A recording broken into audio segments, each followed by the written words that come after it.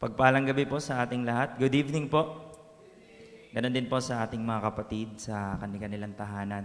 Tayo po ay magsitayo at simulan po natin ang ating prayer meeting sa pamamagitan ng pag-awit ng papuri sa ating Panginoon. Awitin po natin, magtiwala at sumunod, trust and obey.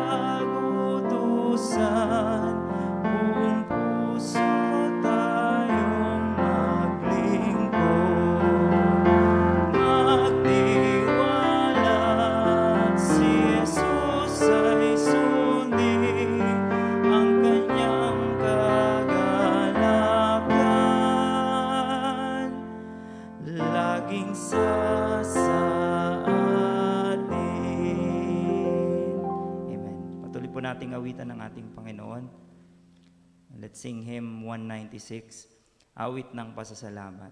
Thanks to God.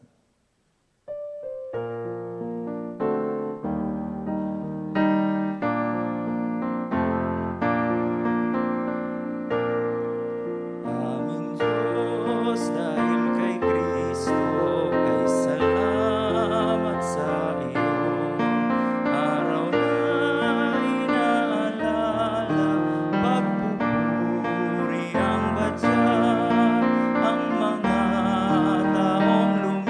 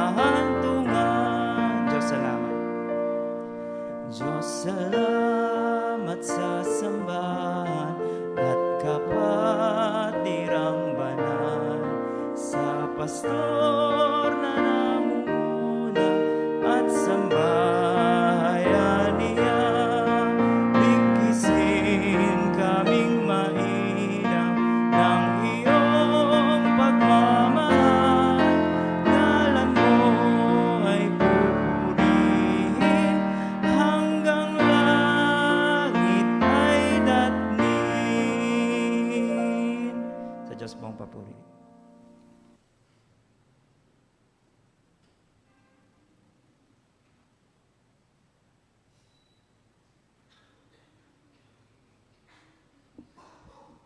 Magandang gabi po sa bawat isa. Sabi po ng Panginoon sa Hebreo 10:19 hanggang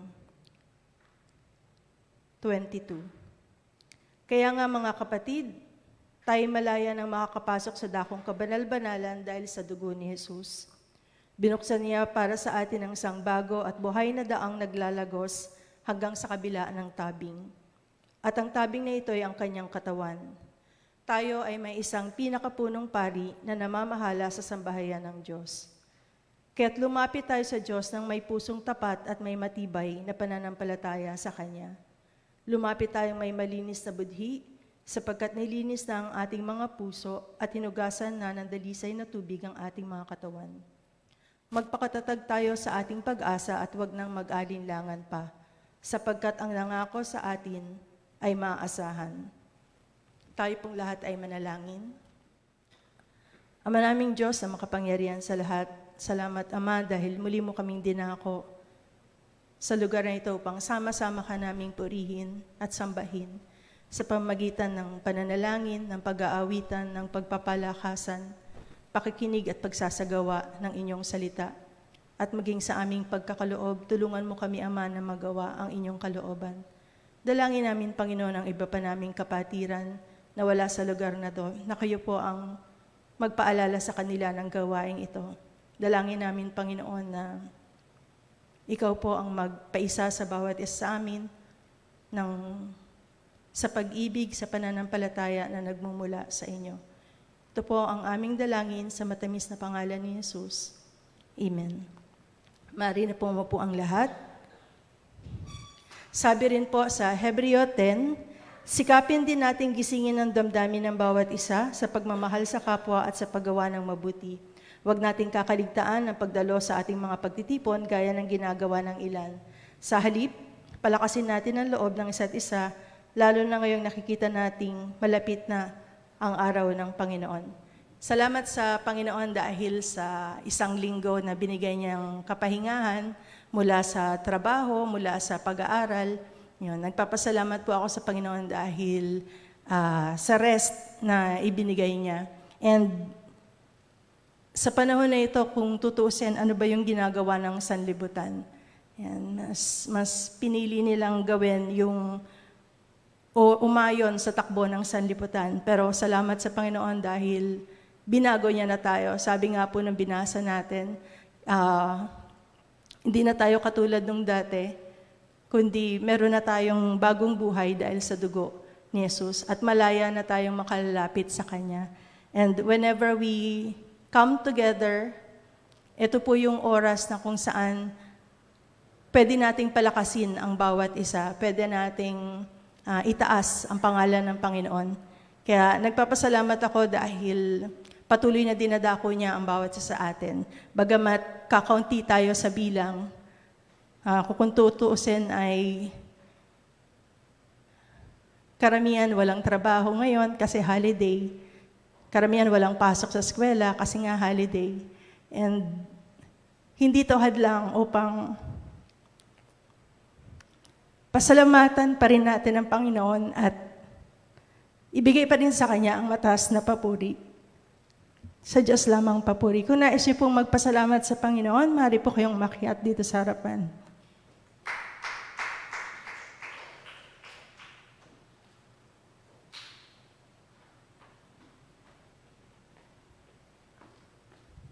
Good evening din po sa ating lahat po. Ako rin po nagpapasalamat sa Panginoon. Unang-unan din sa, katulad ng sinabi ni Teacher B, sa mahabang bakasyon. At bukas po ay may pasok na rin ako. Salamat sa Panginoon kasi kahit na mahaba man yung bakasyon, pero hindi niya dinala yung buhay ko para magpahinga lang o walang gawin. Bagkos ay binigyan niya ako ng pagkakataon na mabigyan ko siya o may balik sa kanyang kaluguran na gusto ko yung ibigay sa Kanya at gawin para sa Kanya bilang isang lingkod niya. Salamat unang-una nung Sabado sa kung paano niya ako nagamit sa Kanyang panibagong ministry doon sa Coffee Ministry, sa mga yun sa Berean din, sa mga Bible study, tapos nung linggo sa pagsamba sa Kanya, sa pagpuri sa Kanya, tapos nung Lunes, pagtapos ng election ay isang retreat na sa Tagaytay. Ayun, talagang pinupunan niya lahat yung mga kagutuman at kauhawan ko sa Kanyang salita. At sa Kanya ko lang po talaga natatagpuan yun. Salamat doon sa retreat namin mga tatay. Marami din kaming nagsidalo doon at meron din kami mga bagong mga kasama na nandun. Yun din na talagang marami rin silang tanong, marami rin silang, meron isa doon na hindi ko nga rin talaga alam ba't ako nandito. Sabi niya nga, basta alam ko, sumama lang ako at ayun, sabi ko sa kanya may plano ang Diyos kung ba't ka nandito. At yun yung mas makilala mo siya ng lubusan sa buhay mo. Salamat kasi every time na may ganun siyang katanungan, ako yung na-encounter niya, o baka iba rin sa aming mga kasama, nakakausap ko lang din kasi siya, tapos yun, sinasabi ko rin sa kanya na mas mapalad tayo na mga nandito kumpara sa mga nasa labas talaga na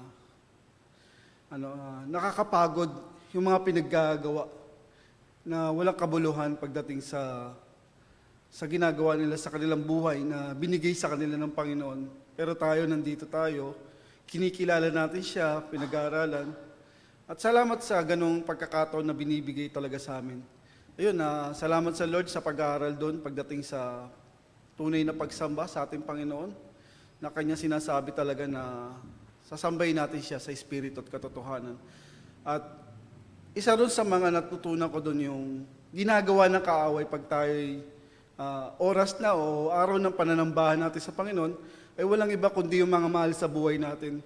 At isa rin sa mga na-experience ko doon, lalong-lalo na sa pamangkin ko, na time talaga na hindi ko gusto magpatuloy kasi nga punong-puno ako ng galit doon sa pamangkin ko.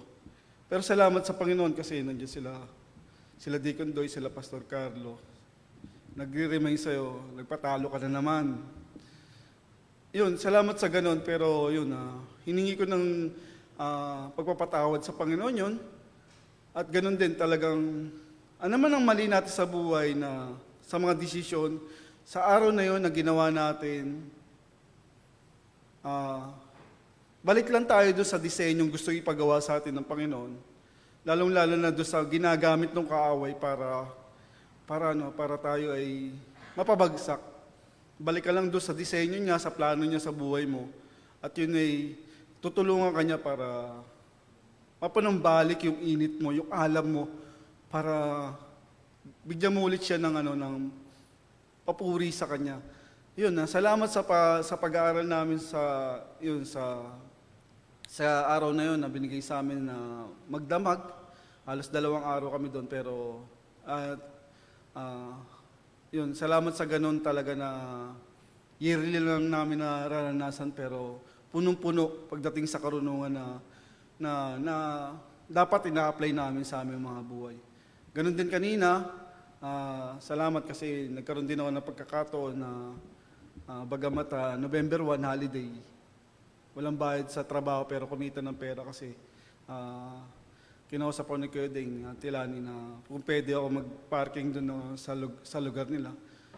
Ayun, talagang talagang ginamit ng Lord yung buong bakasyon ko na makabuluhan at talagang kalugod-lugod sa Kanya. Yun, salamat sa ganong pagkakataon na ginagawa niya sa buhay ko na talagang thankful ako sa Lord kasi talagang nagagamit niya yung buhay ko. At gusto ko pa talaga magpagamit sa Kanya. Kaya yun, lahat ng papurit pa sa salamat binabalik ko sa Panginoon.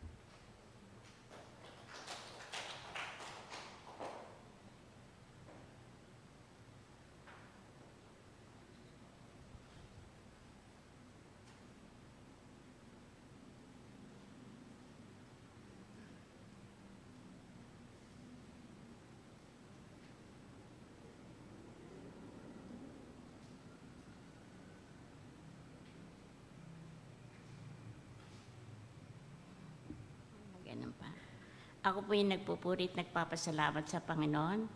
Ang tagal ko pong sa Cavite, nanonood lang ako sa cellphone pagka may prayer meeting, may Sunday school. Sabi ko, gusto ko nang bumalik dito sa Arpapa dahil hindi ako nakakasamba. Kaya lang po yung apo ko walang kasama.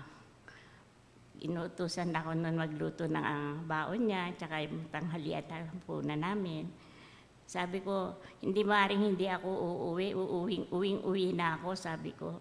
Di bali, mama, mag-intay ka na lang. Hindi ka na rito aabutin ng Pasko dahil babalik na yung asawa ng apo ko.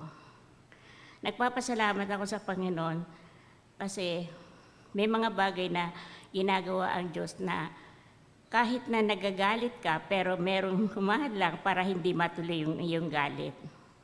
May mga solusyon ng mga problema na para mahadlangan yung mga bagay na hindi dapat mangyari. Nagpapasalamat ako sa Panginoon bagamat ako ay nandito, ako man ay matagal na hindi ninyo nakakasama, pero ang puso't isipan ko ay palagi kong kayong kasama. Araw-araw kong pinagpapasalamat sa Panginoon yung aking kalakasan. Ayoko madalas na pumanik dito kasi mahina na ako lumakad, di na ako sexy lumakad. Gusto ko sexy akong lumakad. Joke lang. Sa totoo lang po, napakabutin ang ginagawa ko lang sa Cavite, magbasa lang ng verse ng Bible at manood ng prayer meeting, tsaka yung barerya. Yun lang ang lagi kong ginagawa na para meron akong laging relasyon sa Panginoon. Ibinabalik ko sa Panginoon ang aking papuri, pasasalamat sa pangalan ni Jesus.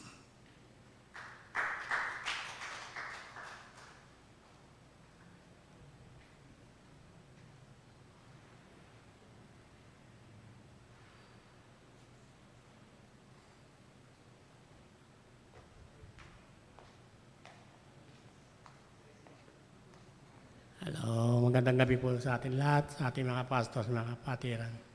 Ang Graham po ay nagkapasalamat din po sa nakarang mga linggo na pinagdaanan ko sa ni Mrs. Yung naging sakit ko po. Salamat din po sa mga prayer ninyo, sa mga ating mga pastor. Talagang wala na po akong masasabi na talagang kasi no, last Saturday po, pero yung Saturday ito, yung isa pang Sabado, masakit na po ang aking pakiramdam sa akin. Naramdaman ko na sa aking sikmura, sa likod ko, nilalagnat pa ako. Tapos, 3 days po ako hindi halos kumakain.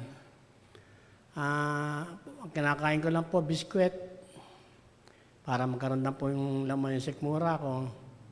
Pero yung naramdaman ko na, iniyak po talaga sa Panginoon na dahil kasi po, mayroon na po akong na maintenance po sa prostate. Kaya yung nararamdaman kong sakit sa pag-ihi, sa akin tiyan, sa katawan, iniisip ko po, prostate na po yun. Kaya talagang uminiyak po sa Panginoon, ilang araw po yan na nakaano po ako. Lord, sabi ko, pinagaling niyo ako sa cancer ko sa liver. Ito po ay napakaliit na bagay ito para hindi niyo po ako pagalingin ulit. Kaya nung maano ko po talagang, ayun na naman po, pinagaling na naman po ako. Hindi, kala ko po prostate, UTI lang po lang pala. Salamat sa Diyos. Hindi ko naman po yun, minaano ko po yung UTI, pero first time ko lang po na-experience yung gano'n, magkaroon ng UTI. Akala ko po prostate na po kasi ang BP ko po, ang blood pressure ko po 90/60. Sa laki ko po nito baka hindi ko talagang halos mahihilo po ako, mabuwal ako. Sobrang baba po ng dugo ko talaga, 90/60. Ewan ko kung na-experience po yung ganun na BP. Pero kung naano ko po naman, kaya ko naman po yung ganun, kaya lang sumobrang baba po.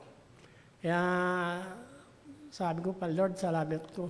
UTI lang pala, sabi ko. Kaya paano yung pasalamat ko na talagang mga answer prayer lagi na binibigay sa akin sa Sa kabila na nagkukulang tayo, nagkakasala, andun pa rin yung katugunan niya.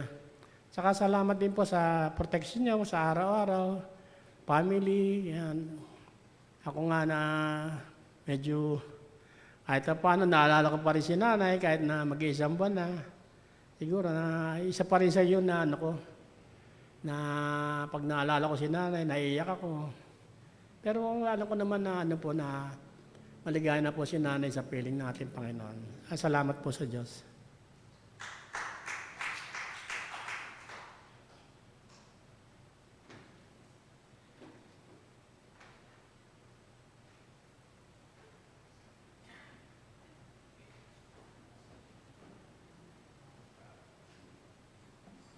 Magandang gabi po sa ating lahat.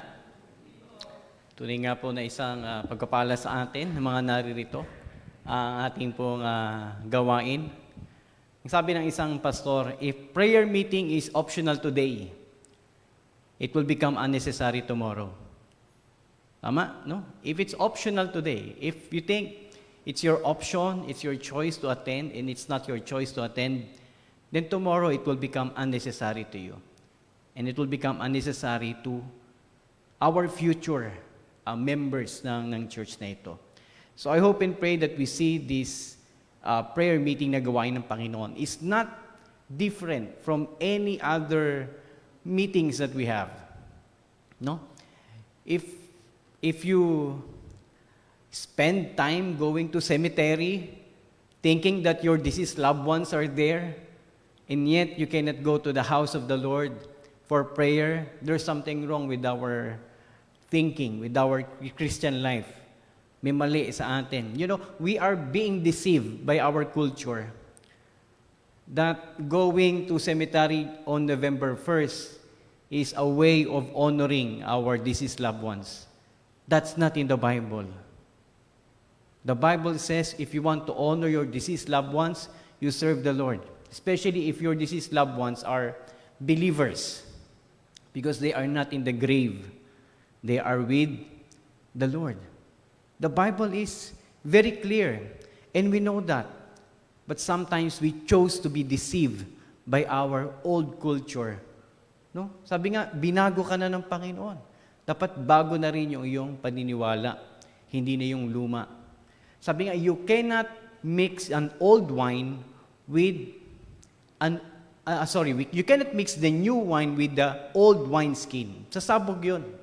Ganyan din pagdating sa pananampalataya. Hindi pwedeng nakakilala ka na sa Panginoon, siya na yung Panginoon mo, pero luma pa rin yung paniniwala mo.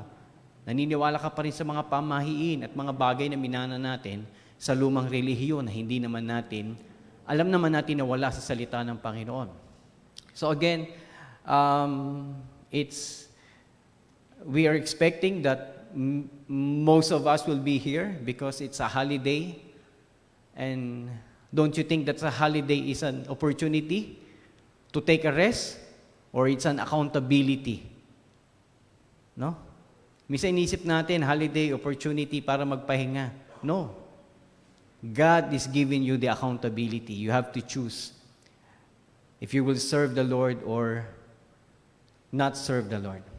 Pastor, pag nagpahinga ba ako sa isang lugar, di ba ako nagsaserve sa Panginoon?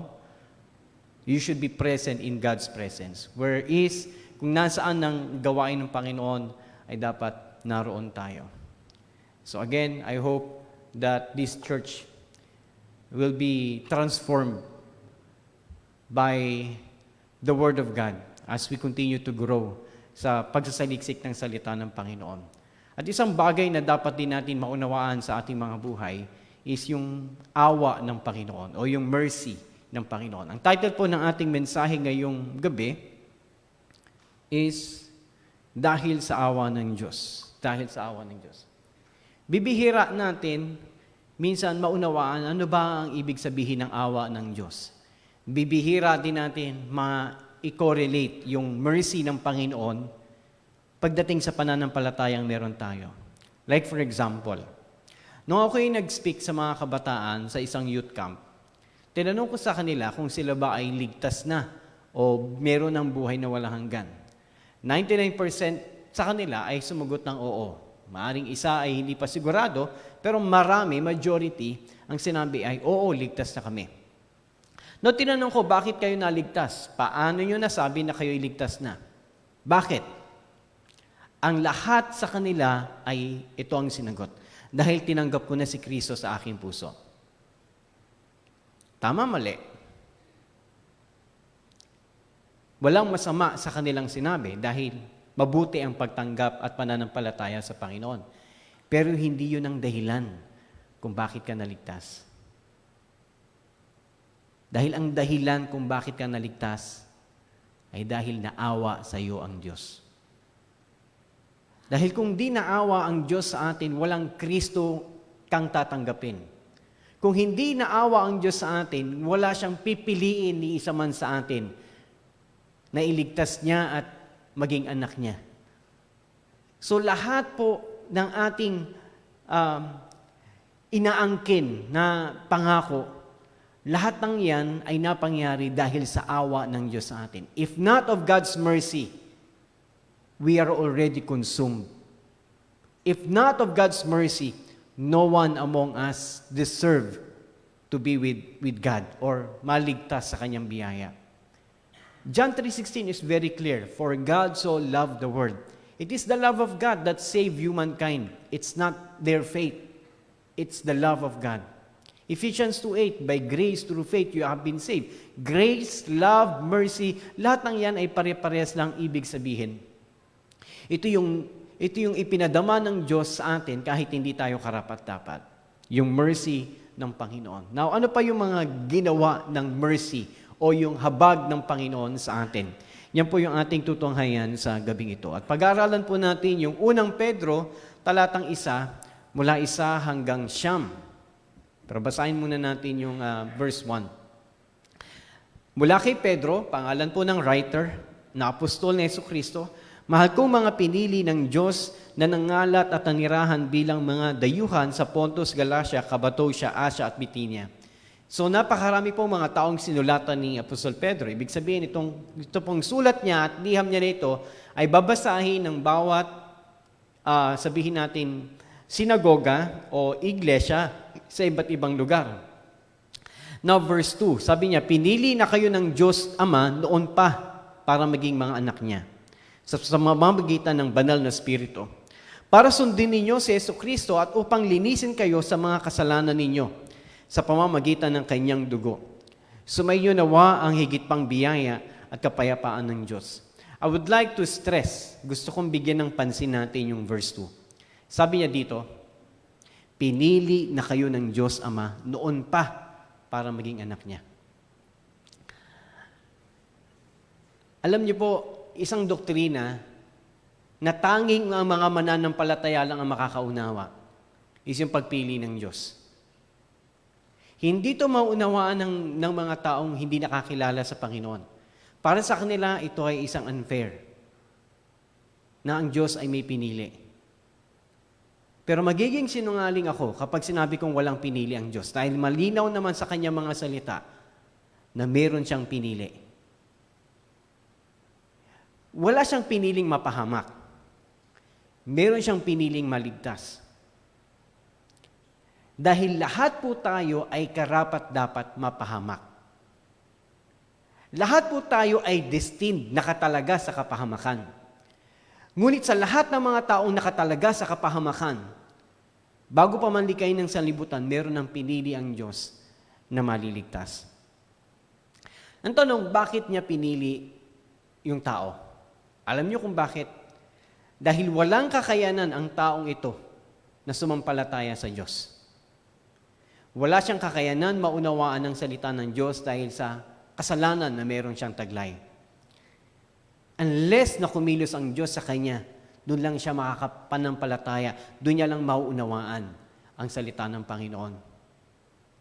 Bago pa man, meron na siyang pinagkalooban ng pananampalataya ng mga tao na tatanggap sa mabuting balita ng Diyos.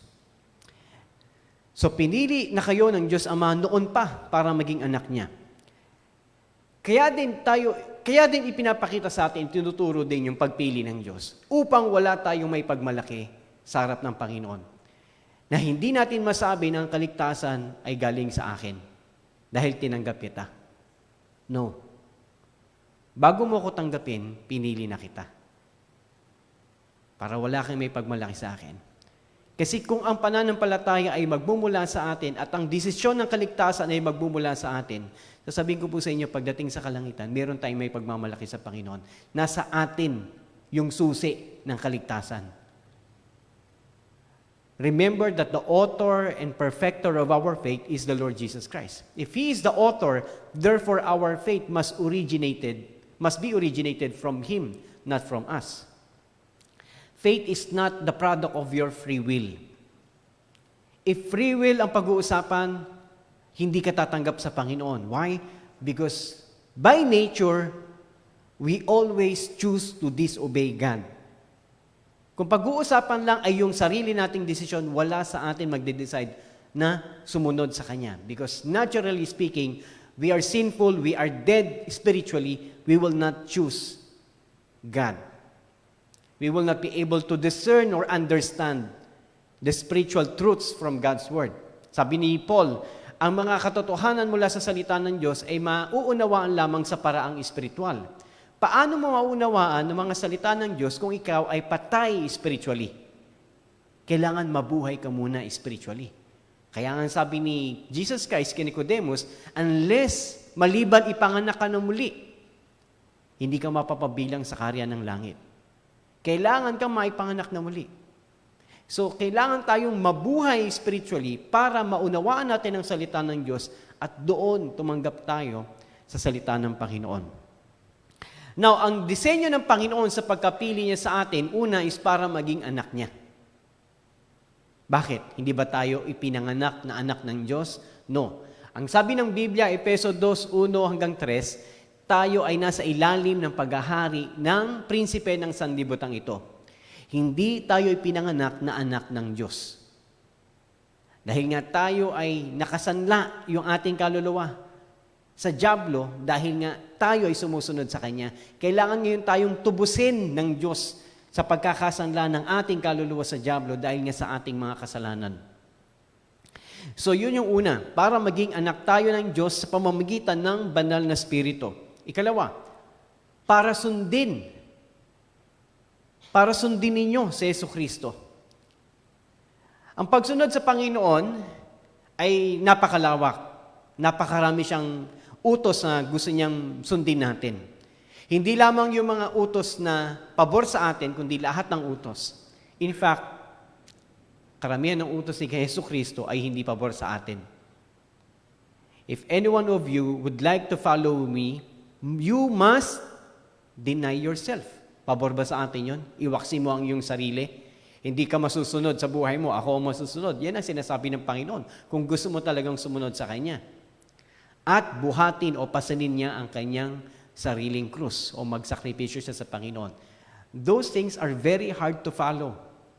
But only those who are chosen by God before the foundation of the world would be able to comply. Not because of their own will, but because of the will of God in their lives. Yun ang sinasabi ni Pablo sa Roma. It is not about the human effort by God's sovereign will.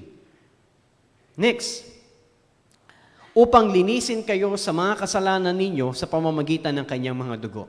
Napapansin nyo na pinili tayo ng Diyos, ito yung layunin ng Diyos sa buhay natin, maging anak niya sa pamamagitan ng banal na Espiritu, sundin ang mga utos ni Jesucristo at linisin tayo sa ating mga kasalanan. Wala kayong makikita na pinili kayo ng Diyos para yumaman.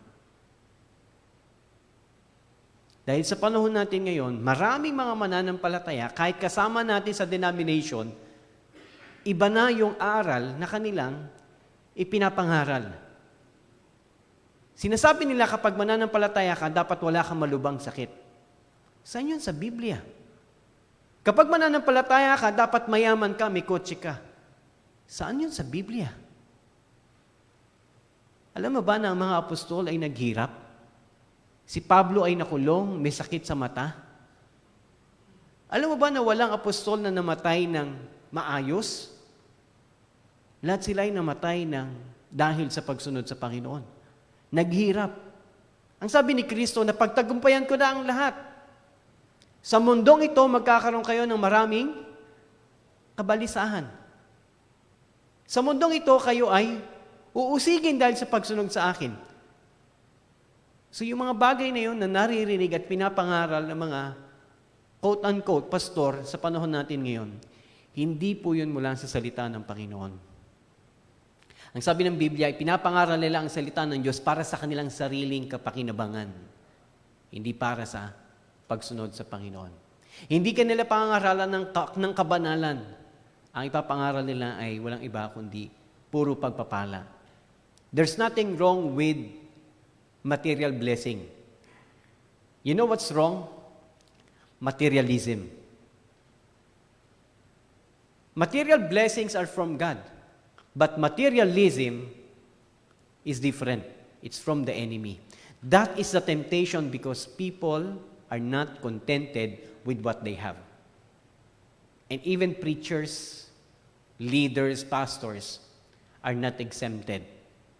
That's why Paul said to Timothy, godliness with contentment is great gain. Now, going back to what we were learning, God chose us before the foundation of the world not to become wise in this world, to become rich in this world, not to become healthy in this world, not to become successful in this world. Nasaan dapat ang kayamanan natin? Nasa langit, hindi dito sa lupa. Kahit dito sa lupa, hindi ko sinasabing maghihirap po kayo. Okay? Pero posible yon sa isang mananampalataya.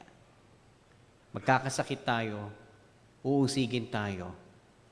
Because our best life is not here on earth. Our best life is yet to come. Our best life is in heaven. Yun ang konteksto ng sulat ni Apostol Pedro. Mapapansin nyo, ang daming lugar siyang sinulatan. Sabi niya, dayuhan sa Pontus, Galacia, Cappadocia, Asia, Bithynia. Bakit? Kasi yung mga sinulatan niya, ito po yung mga mananampalataya na mula sa Israel, inusig sila at nangalat sila ngayon. Wala sila sa kanilang sariling bayan. Mapapansin mo ba na kapag tumanggap sa Panginoon, magiging maayos ang lahat? Magkakaroon ka ng sarili mong bahay at lupa? Ito mga sinulatan ni Pedro, nung sumulat siya, wala silang sariling tahanan. Naging dayuhan sila sa ibang lugar dahil nga pinalaya sila, umalis sila sa kanilang sariling bayan. So, ang tawag natin dun sa mga nangangaral patungkol sa pagpapala ay prosperity gospel. And that is not a gospel. Ang sabi ni Pablo, ako man o mga anghel ang mangaral ng ibanghelyo, pakasumpain siya. So even before, during the time of Paul, there are already false gospels na ipinapangaral. And what is the challenge of Apostle Paul? Let them be accursed. Pakasumpain sila. So ganun din, masasabi ko, kung ako mangaral ng iba sa mabuting balita, sumpain ako. At kung meron mang mga kasama ko or sabihin natin, kasama ko sa denomination o mga nagpapanggap na pastor na mangaral ng iba sa mabuting balita, gayon din ang sasabihin ko sa sinabi ni Apostol Pablo, pakasumpain sila. Because that is not the Word of God. That is not the Word of God. Now, let's move on. Verse 3 to 4. Ang sabi dito ni Apostol Pedro, purihin natin ang Diyos Ama at Ama ng ating Panginoong Hesukristo. Now, ginagamit ito madalas ng mga ibang mga sekta ng relihiyon upang sabihin na kita mo si Kristo, hindi siya Diyos. Ang tinawag na Diyos dito ay walang iba kundi yung Ama. Well, that's true.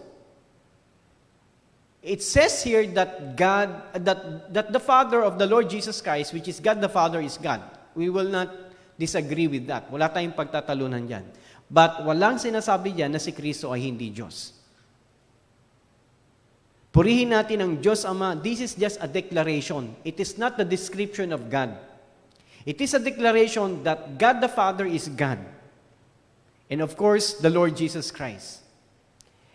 Now, sabi rito sa verse 4, dahil sa dakila niyang awa sa atin, verse 3, dahil sa dakila niyang awa sa atin, ipinanganak tayong muli sa pamamagitan ng muling pagkabuhay ni Jesucristo. Now, doon natin kinuha yung title natin, yung sa verse 3, dahil sa dakila niyang awa sa atin. Ibig sabihin, kung hindi naawa ang Diyos sa atin, hindi mapangyayari yung mga sumusunod na babasahin natin. Kaya kapag tinanong ka, ikaw ba ay ligtas na? Ikaw ba ay nakakilala sa Panginoon? Oo. Bakit mo nasabi? Dahil naawa ang Diyos sa akin. Dahil sa biyaya ng Diyos. Parehas lang po yun. Dahil inibig ako ng Diyos kahit hindi ako kaibig-ibig.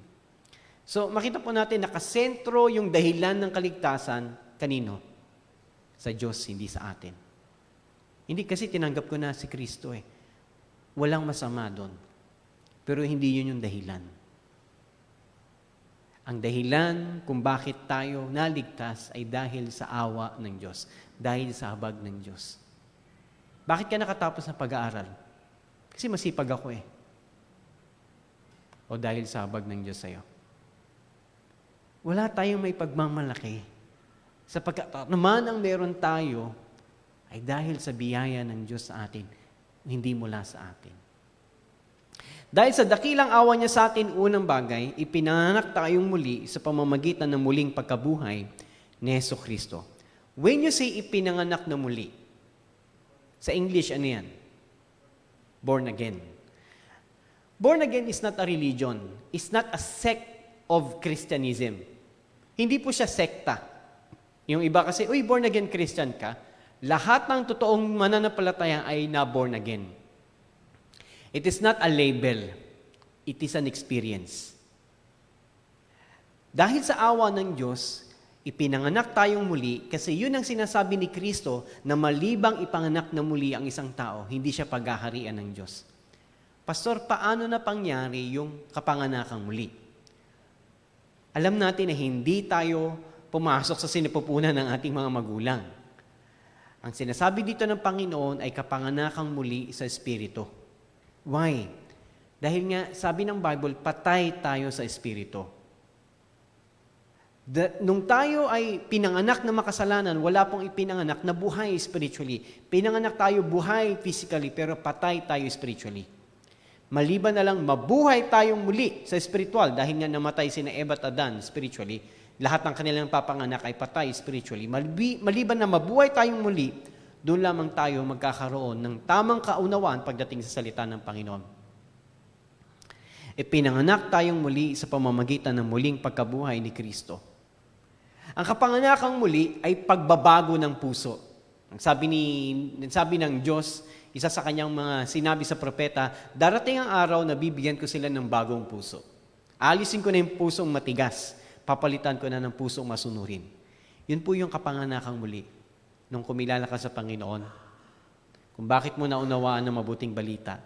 Sa dami-dami ng taong nakikinig nung araw na yon, bakit ikaw yung isa sa mga tumanggap sa Panginoon at ikaw yung isa sa mga nagpatuloy sa paglilingkod sa Panginoon dahil ipinanganak kang muli. Kapag sinabing pinanganak kang muli, binago ng Diyos ang ating mga puso. Yun yung unang dahilan. O yun yung unang produkto ng awa ng Diyos. Sabi, dahil sa awa ng Diyos, binago niya ang ating mga puso. Binago ng Diyos, yung masuwayin nating puso, ginawa niya tong pusong masunurin. Kaya sa isang mananampalataya, dapat hindi tayo pasaway. Dapat marunong tayong sumunod. Dapat marunong tayong makinig. Hindi na yung sarili natin ang ating sinusunod. Kasi kung sarili pa rin natin ang ating sinusunod, para mo nang sinabing hindi ka sumusunod sa Panginoon. Lahat tayo dapat nagpapasakop sa salita ng Diyos. Kapag ito ang sinabi ng salita ng Diyos, hindi ka dapat mangatwiran, bakit naman dati? Dati patay ka spiritually. Pero ngayon buhay ka na. Dati hindi ka mananampalataya, hindi ka nakakilala sa Panginoon. Pero ngayon nakakilala ka na sa Panginoon. Ang sabi ni Apostol Pablo, ang sino mang nakikristo ay bago ng nilalang. Wala na yung lumang pagkatao. Pagkus lahat sa Kanya ay binago na. Binago na yung pananalita mo, binago na yung pag-iisip mo, binago na rin yung priority mo. Dahil nga, binago ka na ng Panginoon. Naawa sa iyo ang Diyos. Imposible po para sa atin ang mabago, sasabihin ko po sa inyo yan. Napaka-imposible. That is one, or I could say that is the greatest miracle that happened to every one of us. Napakalaking himala na napangyari sa bawat isa sa atin. Mabago tayo. Dati tayong palamura, dati tayong manunugal, dati tayong palaaway, dati tayong masuwahin, dati wala tayong Diyos na buhay na sinasamba. Wala tayong relasyon sa Diyos. Ikaw at ako ay hinango ng Diyos mula sa kadiliman patungo saan? Sa kaliwanagan. Kaya dapat hindi na madilim ang iyong pamumuhay. Ang dapat nakikita natin walang iba kundi sino? Si Kristo. And that is the undeniable mark or sign of a believer. Change life. Because faith, yung professing faith, napakadali po niyan. Ang daling sabihin, ako tumanggap sa Panginoon. Ako nakakilala sa Panginoon. Napakadaling sabihin. Pero paano mo mapapatunayan sa iyong sarili at sa ibang tao na ikaw talaga ay tunay na nakakilala sa Panginoon? Bagong puso. Bagong buhay. New life in Christ. The old has gone. Behold, all things are new. Lahat sa atin ay binago na. So, yun yung unang bagay na masasabi natin na kinaawaan tayo ng Diyos dahil imposible na tayo'y mabago and yet binago tayo ng Panginoon. Binago tayo ng Panginoon. Ikalawa, dahil sa dakila niyang awa sa atin, ipinanganak tayong muli, which is regeneration, pagbabago ng ating mga puso. Pinanganak tayong muli sa pamamagitan ng muling pagkabuhay ni Jesucristo. The proof of our regeneration is the resurrection of the Lord Jesus Christ. Kung paanong totoo ang pagkabuhay na muli ng Panginoon, gayon din totoo ang pagbabago ng bawat mananampalataya. Imposible na ang taong nakakilala sa Panginoon ay mananatili sa kadiliman. Imposible yun. Kung paanong totoo ang pagkabuhay na muli at instant ang pagkabuhay na muli ng Panginoon, ganun din ang regeneration sa buhay ng isang tao. Then it follows yung process of sanctification o yung continuous transformation ng kanyang buhay. Ito, ano yung ito na pinagtutukuyan niya? It could be yung resurrection ni Jesus Christ, right? Because that is the nearest topic doon sa next sentence. Ito ang nagbibigay sa atin ng malaking pag-asa. Kung paanong nabuhay na muli si Jesucristo, yung kanyang resurrection magbibigay sa atin ng pag-asa na mangyayari din sa atin kung ano ang nangyari sa kanya. Ibig sabihin, bubuhayin din tayong muli, which is what we have studied last week. Ito ang nagbibigay sa atin ng malaking pag-asa na may nakahandang mana. Hindi po ito yung mana na bumabagsak sa lupa. Mana na double N po yun eh. Mana, inheritance. Na may nakahandang mana ang Diyos para sa atin. Question. Dito sa lupa, kailan mo matatanggap yung mana mo? Pag namatay na yung magpapamana sa'yo. Pag namatay na yung magulang mo, o kaya yung lolo mo, tama? Pero sa langit, iba po. Matatanggap mo yung mana mo pag ikaw yung namatay. Ano yung mamanahin natin? Ano yung inheritance na ipinangako sa atin? Sabi niya, ang manang ito, dinescribe niya, ito'y nasa langit. Wala dito sa lupa, yung mamanahin mo. Okay? Walang kapintasan. Hindi ito nasisira at hindi ito kumukupas. Ano po sa tingin niyo yung mana na yun? Na tinutukoy niya na hindi nasisira, hindi kumukupas, at walang kapintasan na sa langit mo mararanasan, sa langit mo matatanggap. Ano po yun? Glorified body. Glorified body. So it means that glorified body, dinescribe niya, walang kapintasan. So kung ikaw ay pilay dito sa lupa, isa yan sa mga kapintasan natin, pagdating sa langit, hindi ka na pilay. Okay? Ano man ang physical deformities na nakikita mo sa sarili mo, pagdating sa langit, it will not become, you're perfect. Wala na siyang deformities. Okay? Internally and externally deformities or sicknesses, wala na po yun. Hindi nasisira. It means it doesn't get old. O hindi siya nag-age. Okay? Hindi siya nag-eedad. Hindi siya tumatanda.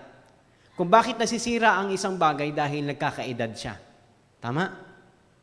Bawa, ang kotse, after 5 years, after 10 years, di ba? Is it the same the first day that you bought your car? No, it's different. Masisira at masisira siya dahil tumatagal siya. Yung katawan din natin na ibibigay sa atin ng Panginoon, hindi po siya nasira. At hindi kumukupas. Kaya yung sinabi ng Panginoon sa kanyang mga alagad, pupunta ako sa Ama at ipaghahanda ko kayo ng inyong matitiran. Hindi po yun bahay na literal. Pagdating sa langit, hindi po yung 401, kay ano yan, kay deconserve yan. Wala kang personal na kwarto. Hindi po yun kwarto. Hindi, pagdating sa langit, may mansyon ako. I don't think it's not a literal house that you will live in, but a body that you will live na gagamitin mo. Yung kanta na yung ako'y may bahay na hindi nasisira. Ano yung unang Ano yung unang line yun? Kahit na kubo ang aming tahanan, dito sa lupa may kasiyahan. Well, I don't know kung ano ibig sabihin ng composer, if it's a literal kubo or the physical body. Because kung physical na kubo ang tinutukoy niya, hindi naman tayo lahat nakatira sa kubo. Meron mga nakatira sa mataas na bahay, so hindi niya pwedeng kantahin yun. Tama? Yung sinasabi ni Apostle Pablo, na in this life, we have temporary tent.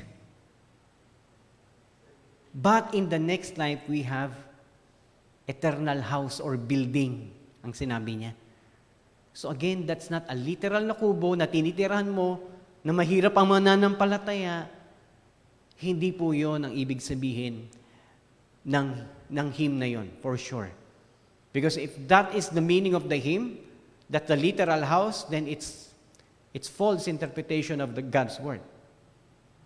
God is not concerned kung anong klaseng bahay meron ka dito sa lupa, kubo man yan o mansyon. Di ba nga, ang anak ng Diyos walang matulugan. But, kung anong sinasabi rito, na mamanahin natin is yung katawan na ito na papalitan ng Panginoon. At mamanahin mo to kapag ikaw ay namatay na. Ikaw ay namatay na. E paano kung hindi pa ako namamatay, Pastor?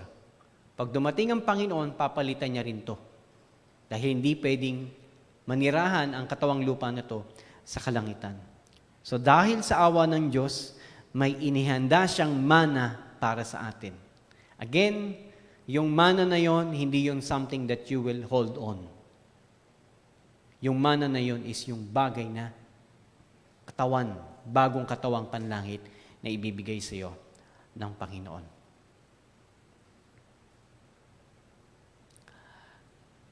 Thirdly, at sa pamamagitan ng pananampalataya ninyo, iniingatan kayo ng kapangyarihan ng Diyos habang naghihintay kayo ng kaligtasang nakalaang ihayag sa uling panahon. Iniingatan kayo ng kapangyarihan ng Diyos. Posible ba sa isang mananampalataya? Tunay. Nananampalataya kay Kristo. Tunay na tumanggap ng pananampalataya sa Panginoon. Posible ba na siya ay lumayo sa Panginoon? Posible ba na siya ay tumalikod sa pananampalataya? Hindi. Bakit? Iniingatan kayo ng kapangyarihan ng Diyos. Iniingatan kayo na hindi kayo madaya ng maling aral. Iniingatan kayo na hindi kayo madaya ng sanlibutan. Iniingatan kayo sa lahat ng kasalanan. Di ba sa benediction, sa Kanya na makapag-iingat sa atin or sa inyo upang hindi kayo magkasala at makapag-aharap sa inyo o sa Kanya ng walang kapintasan. Ibig sabihin, ang kaligtasan po natin ay secured and assured ng Panginoon. Why? Hindi tayo ang nag-iingat sa ating kaluluwa. Walang makapaghihiwalay sa pag-ibig ng Diyos. Walang makakaagaw sa akin, mga kamay, sa mga tupang ito. Si Kristo po ang nag-iingat sa atin. Kaya hindi po tayo naniniwala sa backslider. Wala pong ganon. Yung mga sinasabi nilang nag-backslide, yung tumalikod sa Panginoon, hindi yun mananampalataya. Dahil lahat ng mananampalataya, hindi yan tatalikod. Bakit? Assurance of salvation. Security of every believer. Because we are under God's protection. Hindi ka maliligaw ng maling aral dahil taglay-taglay mo ang tunay na pananampalataya at hindi ka rin matatangay ng sanlibutan ito. Now, kung ang isang tao ay naligaw ng maling aral at natangay ng sanlibutan ito, ibig lang sabihin, hindi talaga siya sa Panginoon. Hindi mo pwedeng sabihin, bakit yun, Pastor? Hindi naingatan ng Panginoon. Hindi siya naingatan ng Panginoon. Dahil wala talaga siya sa kamay ng Panginoon ever since. That is hard truth na dapat natin tanggapin.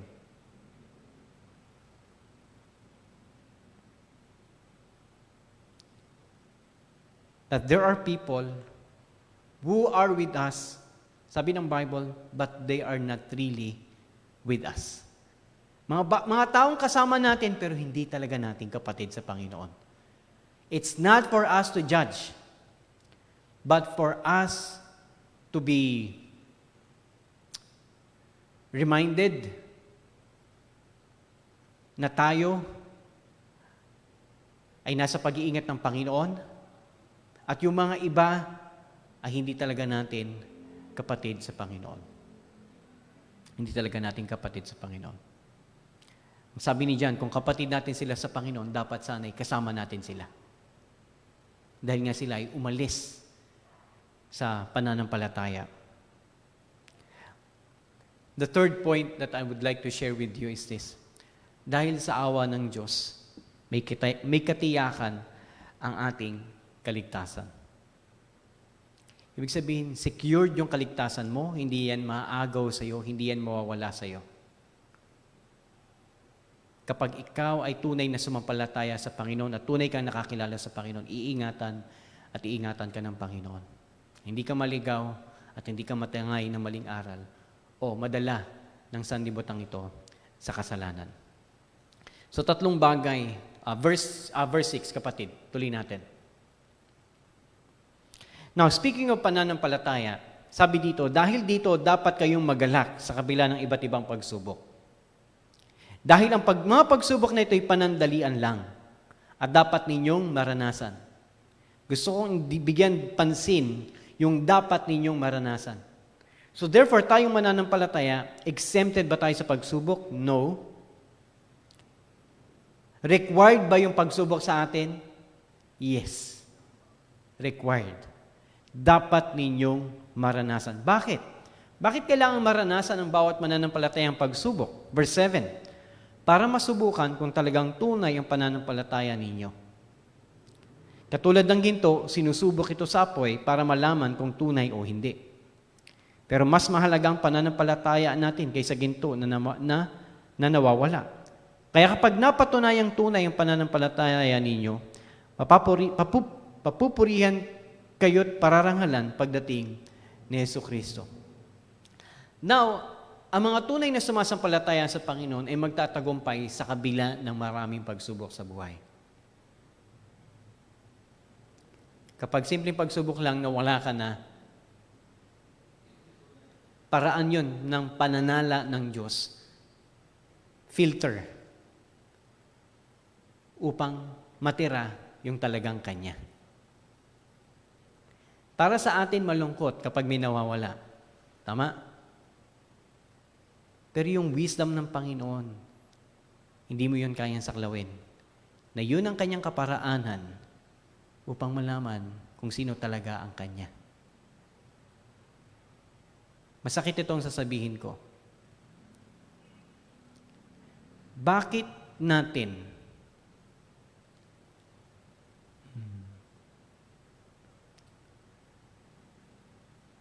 natin pagpipilitan makasama ang isang tao kung hindi naman talaga siya pinili ng Diyos?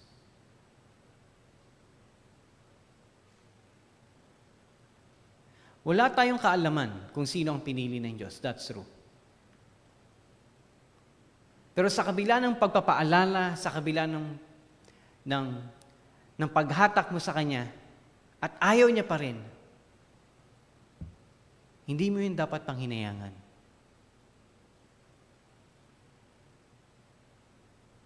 Dahil nasa Diyos ang kapasyahan, wala sa atin. Ang binigay lang sa atin is magpaalala. Ang binigay lang sa atin is magsalita o mag-rebuke, mag-restore. Pero yung katagumpayan ng lahat ng ito wala sa atin. Nasa Panginoon. Dito lang sa sanlibutan ang the more the merrier. Pagdating sa spiritual na bagay,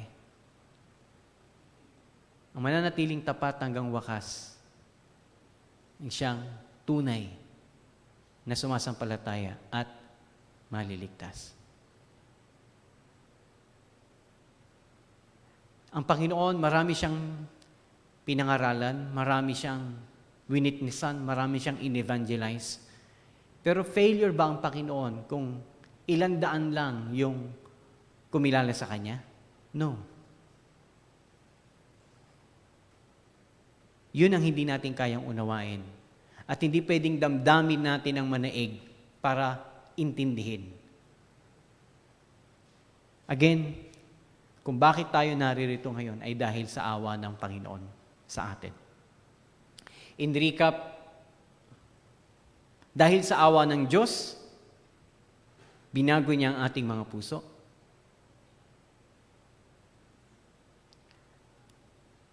Kung ang isang tao ay mananatiling rebelde, pasaway,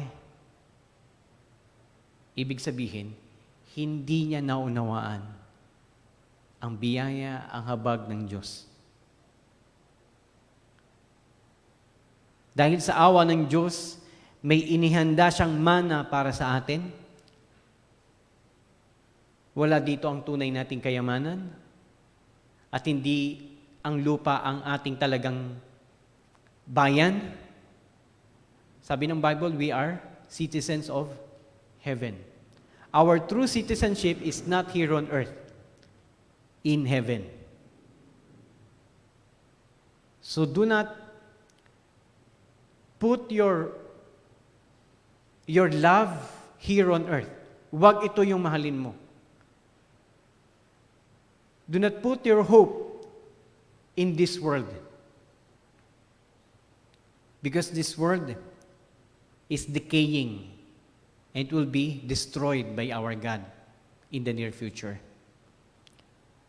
But our citizenship is in heaven and our new body, the glorified body, is in heaven as well.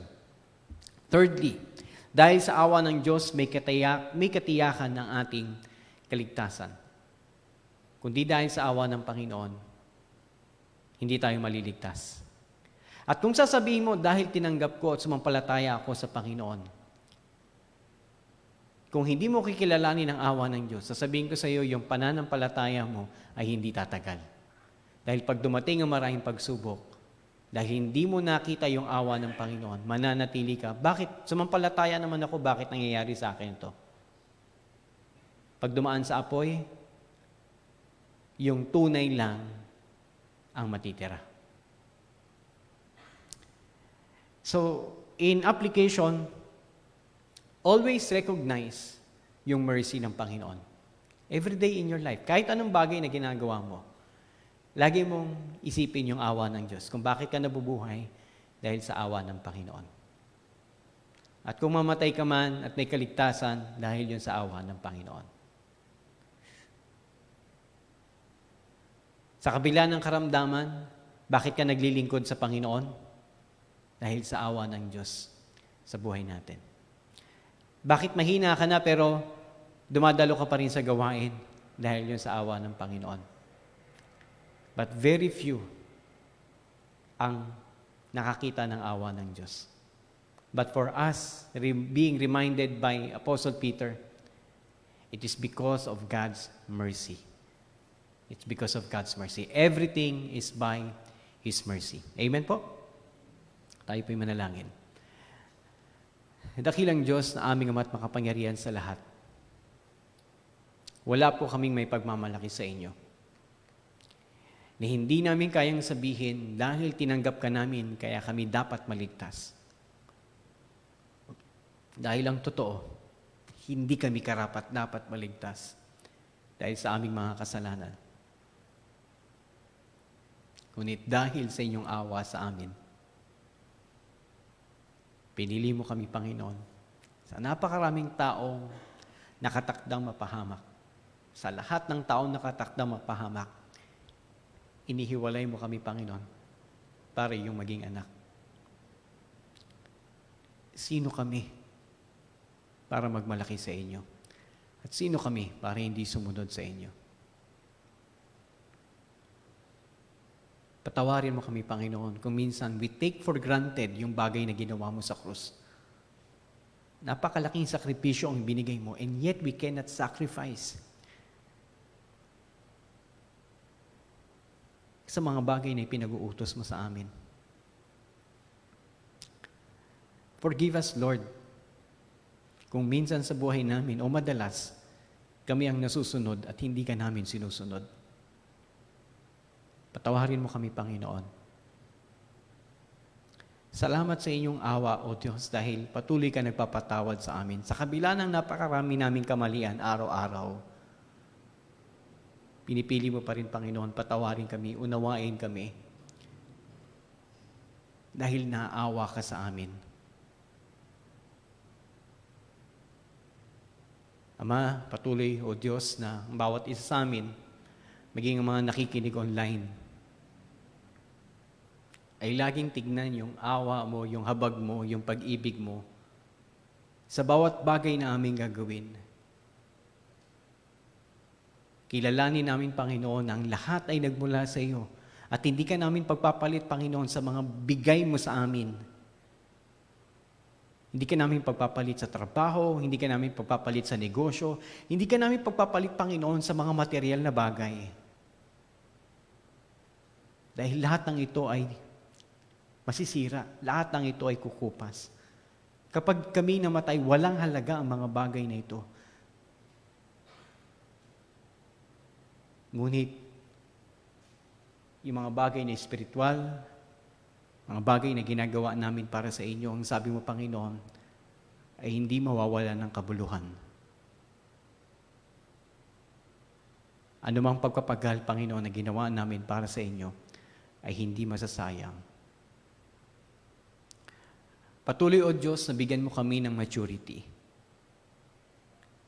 Teach us to grow in the knowledge and wisdom of our Lord Jesus Christ, and teach us to grow in grace. Mas maunawaan pa namin, Panginoon, yung biyaya, yung awa mo sa amin sa bawat araw. Until such time, Panginoon, na wala kami may pagmamalaki talaga at masasabi namin, it's all because of your mercy to us. Maraming salamat, Ama. Sa inyo po namin tinataas ang panalangin ito sa pangalan ni Jesus. Amen.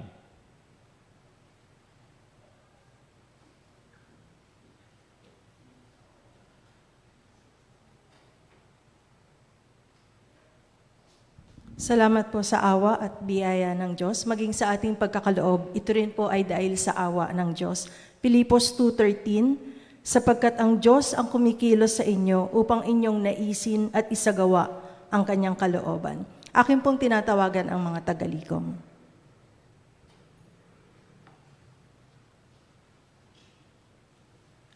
Tayo po'y manalangin. Ama naming Diyos, salamat Ama sa pagnanasa at kakayahan na binibigay niyo po sa amin sa araw-araw upang masunod namin ang inyong kalooban. Patawarin mo kami, Panginoon, sa mga panahon na kami ay nagmamalaki at hindi umaasa sa inyo. Tulungan niyo kami, Panginoon, na sa bawat gagawin namin, matuto kami na manalangin at hingin ang inyong kalooban.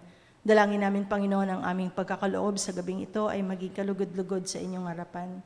Salamat, Ama, sa inyong provision sa amin at patuloy niyo pong pagpalain ang mga taong tapat na nagkakaloob sa inyo. Ito po ang aming dalangin sa pangalan ni Jesus. Amen.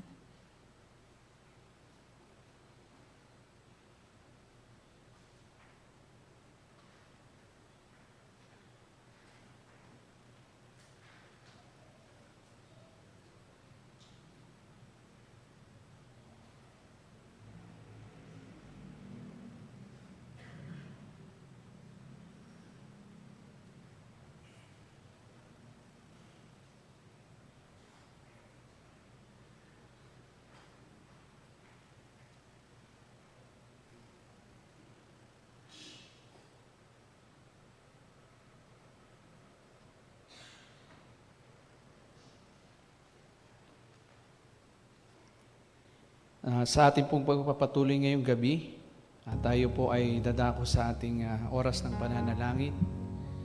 At isa pong kagalakan na tayo ay lumapit sa Diyos. At isa pong karangalan na tayo ay makadako at tumingi at idulog sa Diyos ang ating mga panalangin ngayong gabi. Hayaan niyo po na imbitahan ko at anyayahan ng bawat isa na tayo po ay yumuko at tayo po ay lumapit sa Diyos sa oras na ito.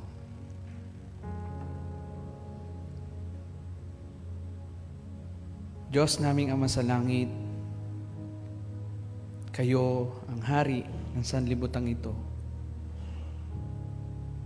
Naghahari kayo ng may kagalakan at katapatan. Kayo ay nagtataglay ng karangalan at kapangyarihan. Matatag ang iyong kaharian. Ang iyong trono ay banal.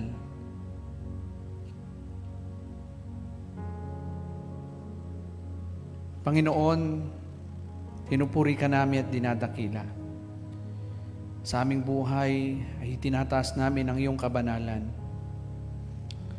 Hindi namin makakalimutan ang lahat ng iyong kabutihan. Sa pagpapagaling sa karamdaman, sa pagliligtas sa amin, ang iyong pag-ibig at habag, ang siyang dumadaloy sa buhay ng iyong mga anak.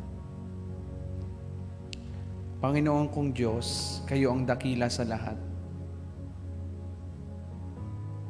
Ang iyong liwanag ay nalalantad sa kadiliman ng mundong ito. At patuloy na ang liwanag na iyon ang siyang nagiging gabay din sa lahat ng sumasampalataya at lahat ng kinaawaan mo. Maraming salamat, O Diyos, sa gabing ito na maaari naming idulog at maaaring na may kalayaan kaming ilapit sa iyo ang aming mga panalangin. Dahil alam po namin na kayong Diyos na dumidinig na aming panalangin. Sa aming paglapit sa inyo at paghingi ng tulong, batid namin, Panginoon, na nasusumpungan mo at patuloy na nakikita mo, O Diyos, ang lahat sa amin, maging ang aming mga pangangailangan. Maraming salamat dahil ikaw ay Diyos na mabuti kahit sa buhay na namin na meron na ito. Buhay na minsan hindi nakalulugod sa iyo, pero nananatiling nag-uumapaw, Panginoon, at lumalawak ang iyong kabutihan. Sa gitna, Panginoon, ng isang buhay ng karumihan, ay patuloy na ipinapakita mo na ikaw ay Diyos na mapagmahal, na sa pamamagitan ng pagtatama, sa pamamagitan ng pagpapakita ng iyong kabanalan, ay patuloy na ihahayag na ang Diyos na aming pinapanampalatayanan at pinaglilingkuran ay isang Diyos na banal. Muli, O Diyos, maraming salamat dahil ikaw ay mabuti sa lahat ng iyong mga anak. Sa mga nagtitiwala sa iyo, Panginoon, sa patuloy na nakararanas ng iyong katugunan, ay patuloy naming ibinabalik ang lahat ng kapurihan sa iyong dakilang pangalan. Muli sa oras na ito, Panginoon, dinggin mo at pakinggan ang aming mga dalangin. Ang paghingi ng aming tulong ay inyong dinggin sa oras ng paghihirap, sa oras ng karamdaman, sa oras ng mga pagsubok. Pakinggan niyo po kami, O Diyos. At kung loloobin mo, ay pakita ang iyong sagot sa mga panalangin na ito. Ama, dalahin ko po sa iyo sa oras na ito ang ilan sa mga kapatid. Sa iyong mga anak, Panginoon, ay patuloy namin pinagtitiwala sa iyo ang kanilang mga kalalagayang pisikal, lalong higit ang kanilang mga kalalagayang espiritual. Dalahin ko po sa iyo ang aming Tatay Fred, kanyang kalusugan ay patuloy kong itinataas po sa inyo. Katuwang at kasama ang aming Nanay Presi, dalahin ko po, O Diyos, na ingatan niyo po silang parehas. Patuloy na palakasin ang kanilang buhay, patuloy na paglalimin ang kanilang pananampalataya sa inyo. Nasa loob ng mga araw ng kanilang pagharap sa mga problema na kanilang idinudulog sa inyo, Panginoon, ay patuloy din namin silang itinataas sa inyo. Ingatan niyo po sila, nawa ay patuloy mong pagkaloob sa kanila ang lahat ng kanilang pangangailangan. Dalangin rin po namin sa iyo ang aming Doktora Lisa. Ingatan niyo po siya palagi, O Diyos, at patuloy na gamitin mo ang kanyang buhay. Kahit sa gitna, Panginoon, ng mga nakalipas na karamdaman at pagpapatuloy na siya ay nagpapalakas, papatuloy na siya ay nagpaparecover, Panginoon, mula sa mga nakaraang karamdaman, ay patuloy naming inilagak siya sa inyo, Panginoon. Sa kanyang mga gawain, kayo ang patuloy na maging kalakasan niya, kayo ang maging daan, O Diyos, upang maipahayag niya ang iyong kabutihan, ang iyong kadakilaan sa kanya. Sa kanyang propesyon, dalahin ko, O Diyos, na patuloy na maipahayag sa kanyang pagsiservisyo, sa kanyang pagtulong, na ikaw ay Diyos na dakila sa lahat. Ngayon din po, tinataas po namin sa iyo ang aming Kuya Deng. Maraming salamat po sa ginagawa mo sa kanyang buhay, na in spite ng kanyang karamdaman ay patuloy niya nakikita, O Diyos, na ng iyong kamay ay patuloy na iginagawad mo sa kanyang mga karamdaman at nararanasan niyang kagalingan. Muli tinataas po namin sa iyo, Panginoon, ang ilang pang mga bagay na kanyang kakailanganin at pagdaraanan upang lubos na maranasan niyang kagalingan na nagmumula sa iyo. Ngayon din po ang aming Ate Lani, palakasin mo siya palagi, O Diyos, sa kanyang mga gawain. Ingatan din ang kanyang buhay at bigyan ng maayos na kalusugan. Lord, gayon din tinataas po namin sa iyo ang mga nanay po namin. Kayo po ang patuloy na gumabay sa kanila, Nanay Pilipa, Nanay Seni Aguila, gayon din po ang aming Nanay Seni Leander, na ilan sa kanila, Panginoon, ay may problema sa kanilang kalusugan at sa kanilang mga tinitake na mga gamot, O Diyos, ay patuloy mong gamitin ito upang anuman ang problemang pisikal na meron sila o sa kanilang kalusugan, gamit ang mga gamot na ito ay mapabilis, O Diyos, at makatulong, Panginoon, upang maibsan ang mga kasakitan o mga pain na kanilang pinagdaraanan mula sa mga karamdaman na ito. At lalong higit, itinataas po namin sa iyo ang kanilang buhay at kalakasan. Dalangin rin po namin sa iyo, O Diyos, ang aming Ate Julian Daya, kayong patuloy na magpalakas at magbigay ng maayos na kalusugan sa kanya. Aming Nanay Aji Mercado, we are praying na panumbalik mo sa kanya, Panginoon, hindi lang ang maayos na kalusugan, kundi ang maayos na pagliwanag uli ng kanyang kaisipan at maibalik ito sa normal nitong katayuan. Lord, hindi kami magsasawang ipanalangin ang mga nanay na ito until such time na makita namin, Panginoon, na ang kanilang buhay ay patuloy na gagamit, Panginoon, para sa iyo.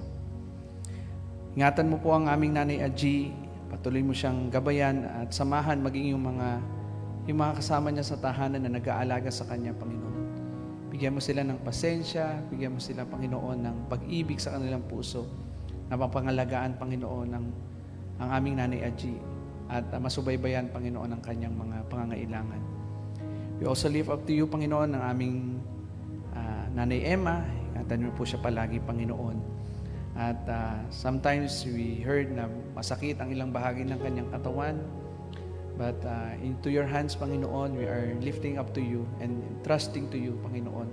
Ang mga times na nakakaramdam siya ng pain, ay patuloy na kayo ang kanyang maging kalakasan. Kayo ang magbigay sa kanya ng kapayapaan. Kayo ang magbigay sa kanya, Panginoon, sa kanyang puso ng kasiguraduhang hindi mo siya iiwan at hindi mo siya kakalimutan, Panginoon, na ang kanyang pain na ito ay maibsan, Panginoon, sa pamamagitan ng mga pangakong ibinibigay mo sa kanya.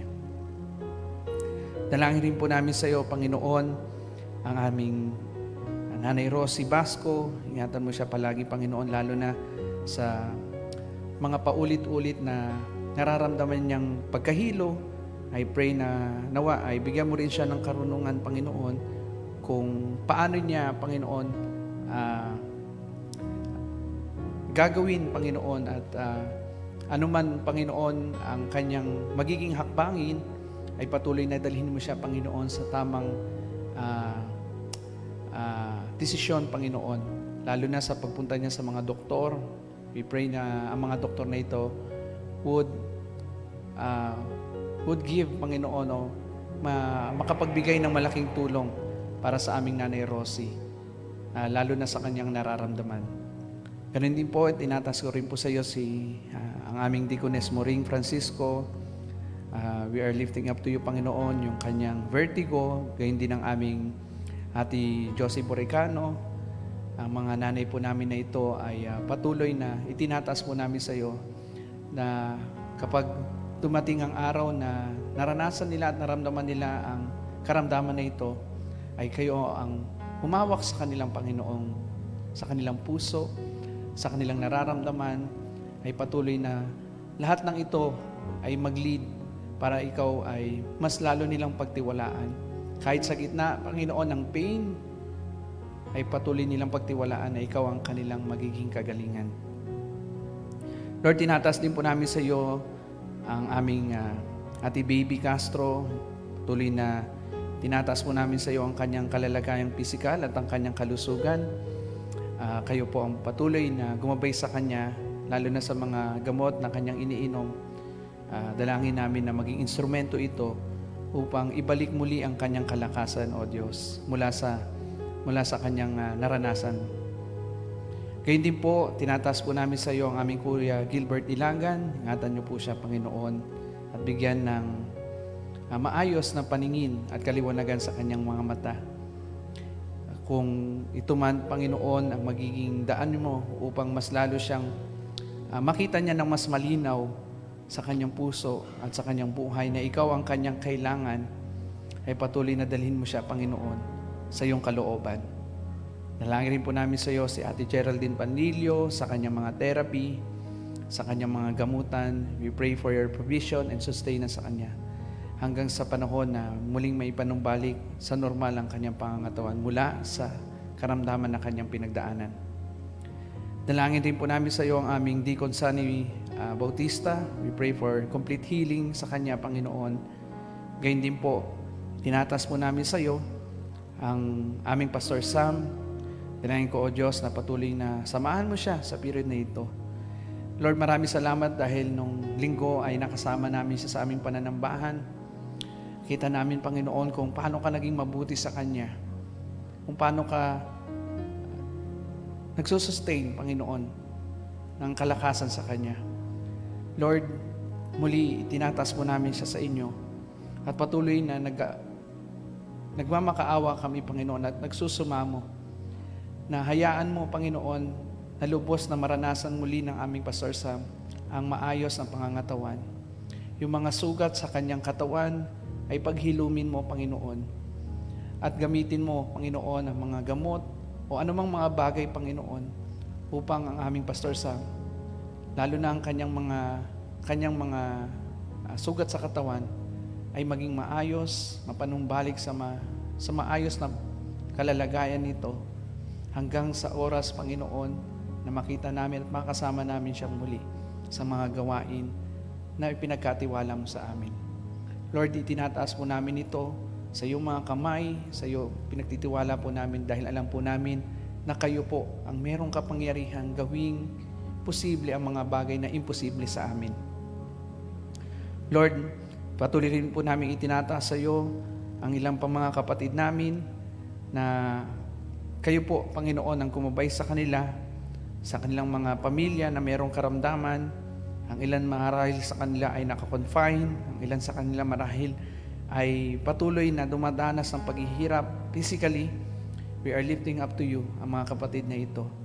Lalong higit ang iyong mga anak na may struggle sa kanilang buhay spiritual.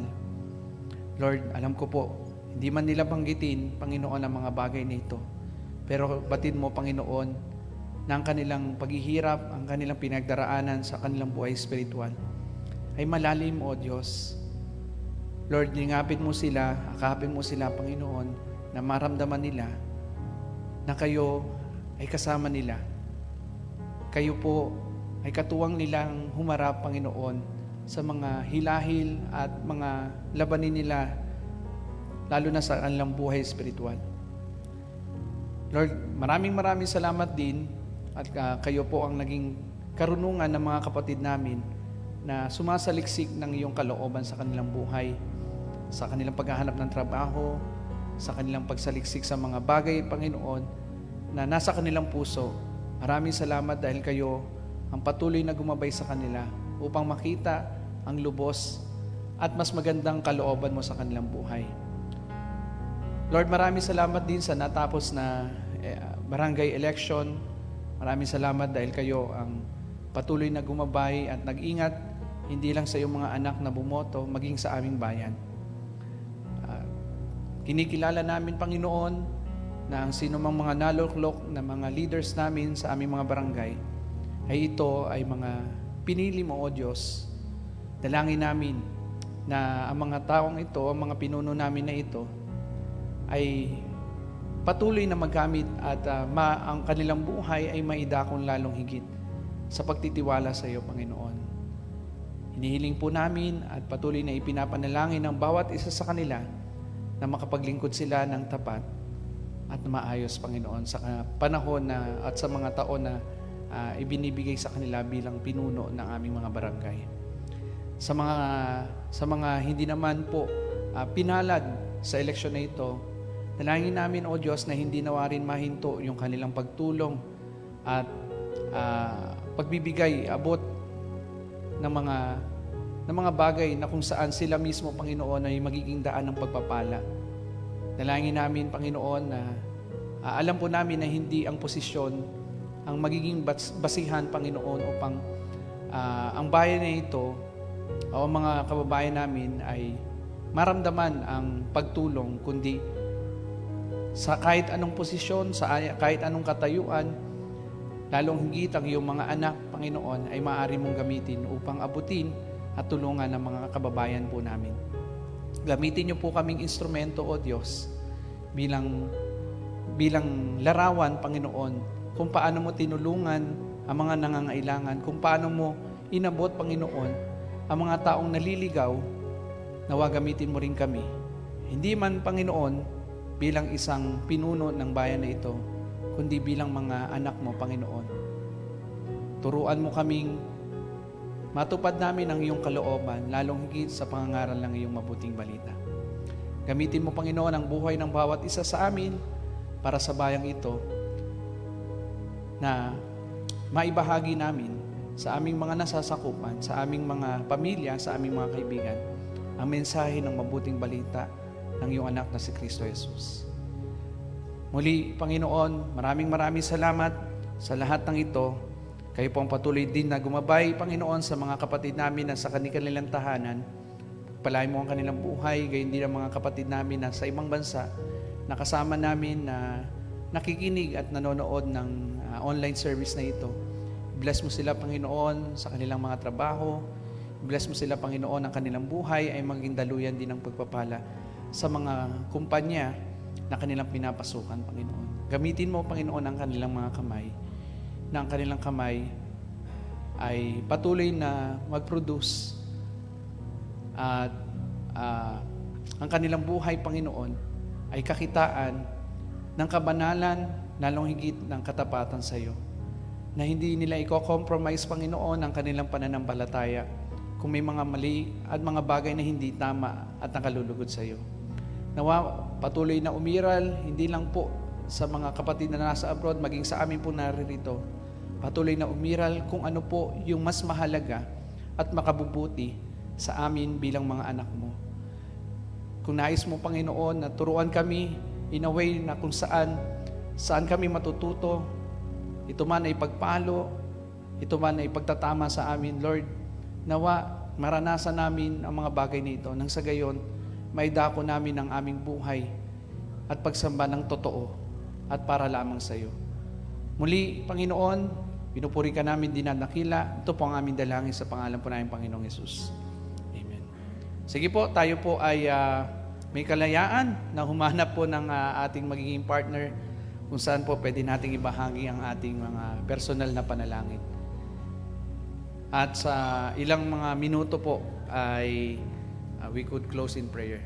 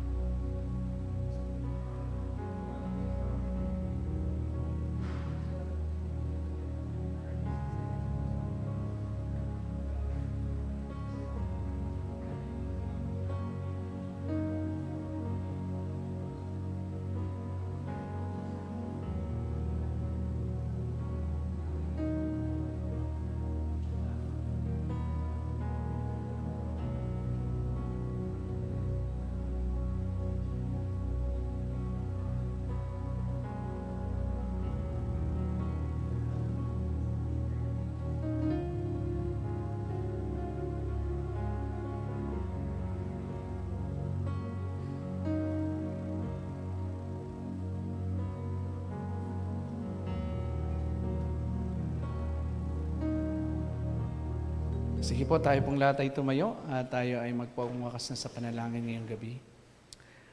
Panginoon, muli ang aming papurit pagsamba ay patuloy naming ibinabalik sa iyong dakilang pangalan.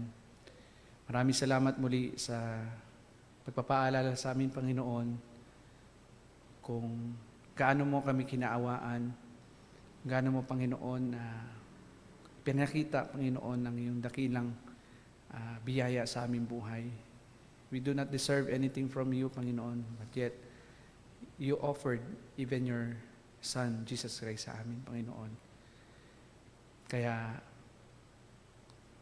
ang aming pasasalamat, Panginoon, at pagpupuri ay patuloy naming ibabalik sa iyo, Panginoon, hanggang sa panahon na muli tayong magkita at magkasama, Panginoon. Samahan niyo po kami as we walk our lives here sa mundong ito. Alam po namin maraming challenges, maraming kabiguan, maraming mga bagay na magkakos sa amin upang kami ay maaring mapanghinaan ng loob. Pero sa panahon na iyon, Panginoon, ay patuloy niyong palakasin kami. Together with our brothers and sisters, kami ay magpalanghasan, kami ay magpapaalalahanan, Panginoon, na hindi mo hahayaan na kami ay malugmok pagkos dadalhin mo kami sa isang buhay at paglakad ng may lubos na kabanalan at kalakasang taglay-taglay na nagmumula sa iyo. Maraming salamat sa gabing ito, Panginoon.